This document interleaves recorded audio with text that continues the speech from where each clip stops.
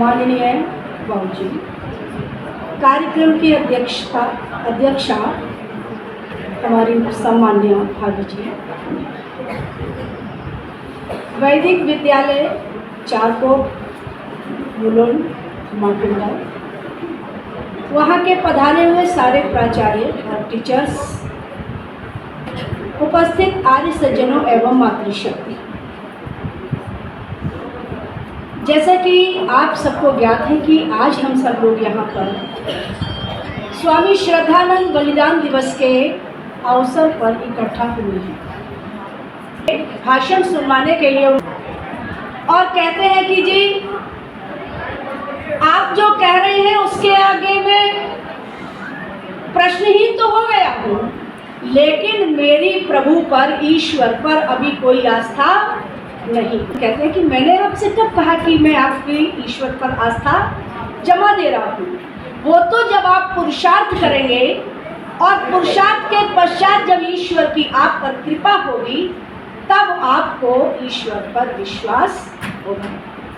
आज का गुरु अंटाल होते तो क्या कहते, जी हमारे एसएस अकाउंट में 1 लाख रुपया ट्रांसफर करवा दो और मैं सिफारिश कर दूंगा और आप पर ईश्वर की कृपा हो जाएगी।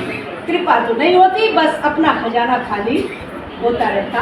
जीवनी को गाथा के रूप में लिया है, आज आपके समक्ष प्रस्तुत करती हूँ और हो सके तो गाइए जाते हैं। हम स्वामी श्रद्धानंद की जीवन झलक दिखाते हैं, बलिदान दिवस की बेला पर हम कथा सुनाते हैं, हम कथा सुनाते हैं।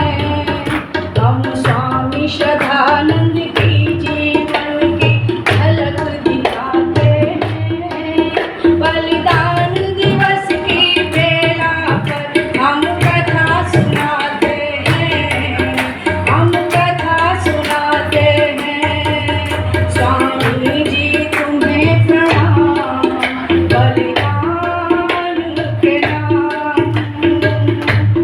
धर्म धुरंधर ईश्वर को कोटि कोटि प्रणाम, कोटि कोटि प्रणाम। जन्म हुआ जालंधर के एक ग्राम तलवन में, मुंशी राम था नाम रखा पिता ने बचपन में। जन्म हुआ जालंधर के एक ग्राम तलवन में, मुंशी राम था नाम रखा पिता ने बचपन में। नानक चंद का नाम पिता का पुलिस अधिकारी थे, बड़े जतन से मुंशी राम की शिक्षा रखी जारी। शिक्षा पूरी करके अधिवक्ता वो बन जाते हैं, शिक्षा पूरी करके अधिवक्ता वो बन जाते हैं। बलिदान दिवस की बेला पर हम कथा सुनाते हैं, हम कथा सुनाते हैं। स्वामी जी तुम्हें प्रणाम, बलिदान के नाम। धर्म धुरंधर ईश्वर को कोटि कोटि प्रणाम, कोटि कोटि प्रणाम। नगर बरेली दयानंद के दर्शन कर करके अज्ञान मिटाया अपना ऋषि, अज्ञान मिटाया अपना ऋषि से कुछ प्रश्न करके। सत्यार्थ प्रकाश को पढ़कर उनकी काया पलट गई, फिर बने महात्मा मुंशी, जीवन धारा बदल गई। सदाचार का पाठ सभी जन जन को सिखलाते हैं, सदाचार का पाठ सभी जन को फिर वो सिखलाते हैं।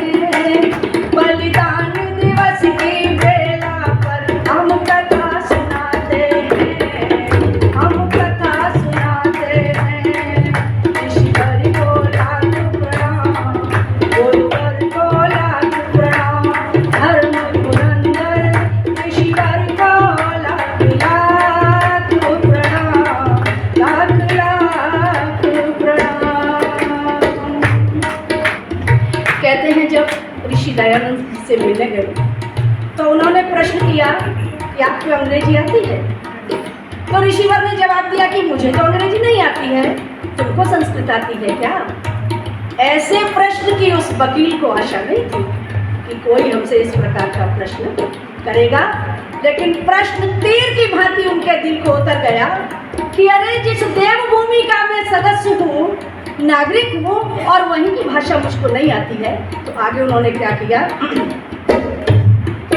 अंग्रेजी शिक्षा के विरोध पक्का संकल्प लिया, अंग्रेजी शिक्षा के विरुद्ध का संकल्प लिया, गुरुकुल शिक्षा प्रणाली को ऋषियों का विकल्प दिया, गाँव कांगड़ी हरिद्वार में गुरुकुल नींव धरी, जंगल में मंगल किया, वेद की शिक्षा शुरू